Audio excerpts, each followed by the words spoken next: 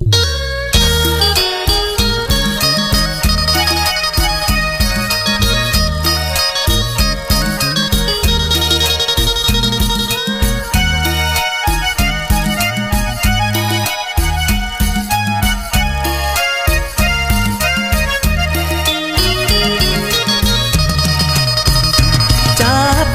องบอกว่าเสีย1,500ลองจับไปหน้าน้องบอกว่าเสีย2,000อยากจับห่างกายน้องมาเสีย3,000อ้ายอยากจับทางหลังน้องคนงามเป็นตาหน้าแพงเห็นใจของอ้ายในเด้อน้องลาไม่ยอดสง่าควันสุดาแก้มแดงเห็นน้องเทื่อเดียวใจอ้ายมันเหนียวลักแยงใจเปรียบเหมือนน้ำแข็งมันแทรกแซงเข้าดวงหัวใจขอโทษเด้อน้องอ้ายเห็นแล้วมันอยากจับหัวใจอ้ายสะเงอสะงับมันอยากจับขอโทษหลายๆน้องบอกว่าสั่งคนอีหยังมือไว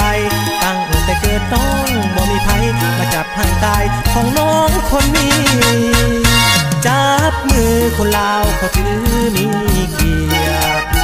น้องอย่าสุเกียรติถือว่ามีเกียรติเต็มที่เขาหยอกขวัญใจเขาสนใจเทพีเปรียบเหมือนอายคนนี้สนใจอีหลีเด้องามงาม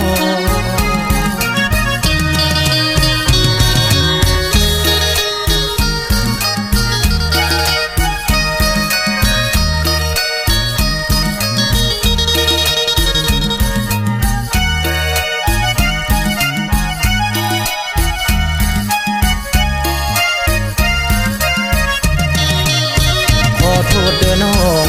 อ้ายเห็นแล้วมันอยากจับหัวใจอ้ายสะเงอสะงับมันอยากจับขอโทษหลายๆน้องบอกว่าสั่งคนอีหยังมือไวตั้งแต่เกิดน้องบ่มีไผมาจับห่างกายของน้องคนนี้